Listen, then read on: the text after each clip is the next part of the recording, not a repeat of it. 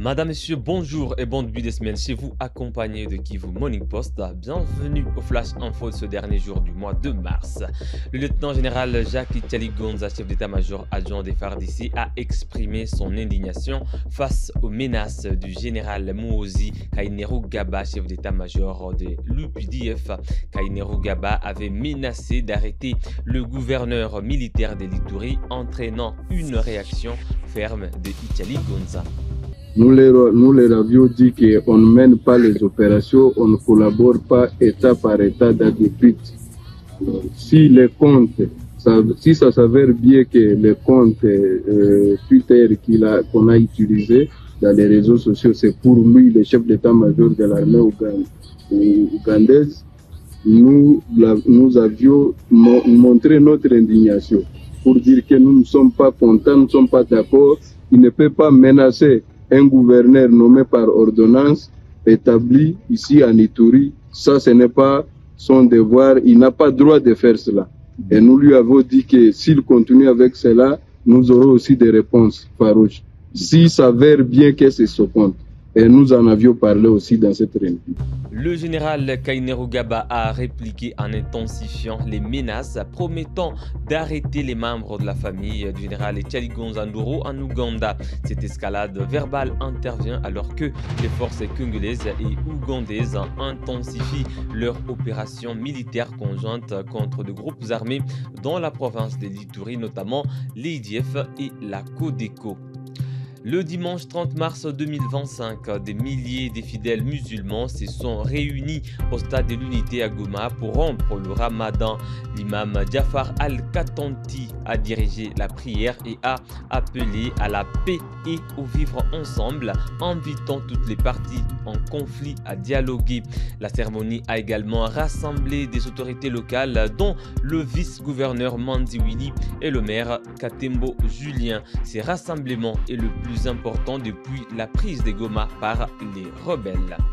Des milliers de fidèles de la communauté musulmane se sont réunis dimanche 30 mars 2025 à Goma, dans le stade de l'Unité pour rompre le mois saint de Ramadan. Femmes, des enfants et hommes sont arrivés à masse pour prier Allah pour un mois de dévotion. Jafar Al-Kanti, l'imam qui a dirigé la prière, a appelé la communauté à privilégier le vivre ensemble et la paix. Déjà, le message de la communauté islamique du Nord Kivu quant à cette fête, c'est la paix. Comme l'islam c'est la paix, l'islam c'est une religion qui prône la paix, on invite toutes les parties en conflit à parler, à promouvoir, à créer, à fabriquer, à donner naissance à la paix. Que ce soit l'AFC, que ce soit le gouvernement congolais, toutes les parties en conflit, on les amène à parler même langage qui est la paix.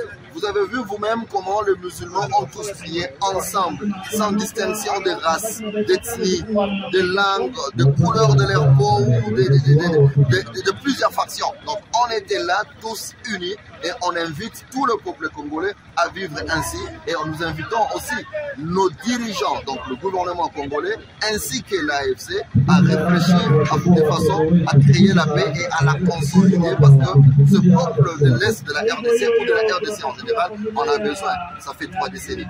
La cérémonie de cette journée historique a eu lieu en présence des autorités du Nord Kivu, de l'AFC M23.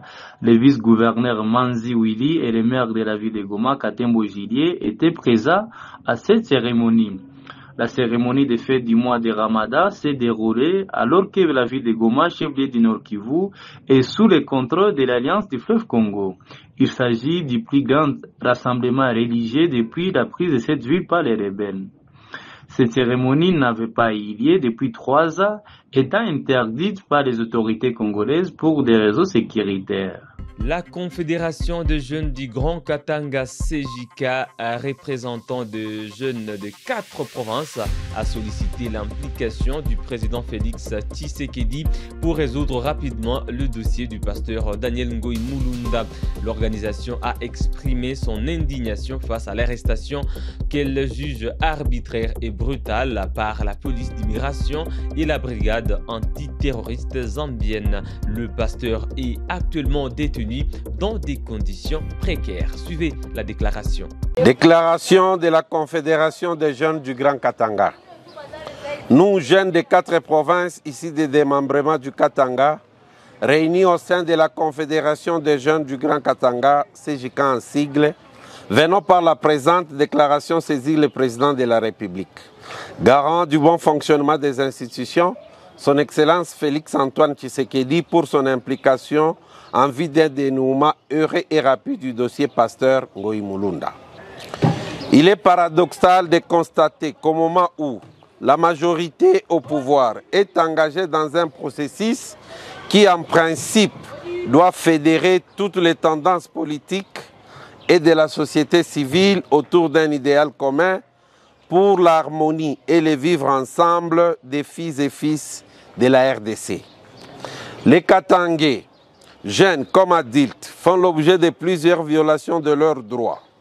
De tous les Katangais détenus arbitrairement jusqu'à ce jour, l'essor du pasteur Ngoï Mulunda Nyanga nous paraît beaucoup plus préoccupant au regard des informations non encore démenties par les autorités et qui font état de la mort de cet homme qui a consacré l'essentiel de sa vie à la recherche de la paix.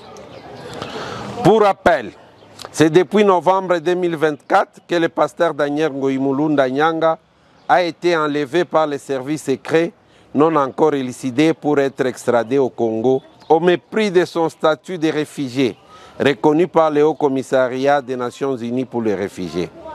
Et dès lors, soit 5 mois environ, il est détenu au secret sans jamais être vu ni par sa famille, ni par ses avocats, encore moins par un seul membre d'une ONG des droits de l'homme.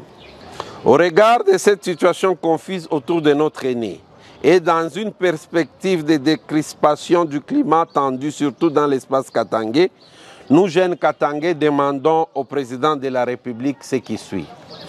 Instruire les services qui gardent le pasteur Ngoï Mulunda de le libérer dans un plus bref délai afin de lui permettre d'avoir accès à sa famille biologique, à sa communauté, à ses avocats et à ses médecins pour une prise en charge médicale appropriée. 2. Ordonne de mettre le pasteur à la disposition de son juge naturel s'il y a une charge réelle de son inculpation. 3. Dans le pire des cas, exiger la remise du corps du pasteur Ngoï Mulunda Nyanga à sa famille pour l'organisation des obsèques dignes de son rang au cas où il serait déjà décédé tel que cela se dit sur les réseaux sociaux. Nous terminons en informant le président de la République que la riche expérience du pasteur Ngoï Mulunda Nyanga dans la résolution des conflits au Congo et dans d'autres pays d'Afrique constitue un atout majeur dans la recherche de la paix à ces temps où le pays a besoin de l'unité et de la cohésion nationale. Fête à Lubumbashi le 30 mars 2025. Cathy Lambo, président. Madame, Monsieur, voilà qui met un terme à ces flashs info sur Kivu Morning Post. Merci à vous de l'avoir suivi. On se fixe un nouveau rendez-vous d'actualité. À très bientôt.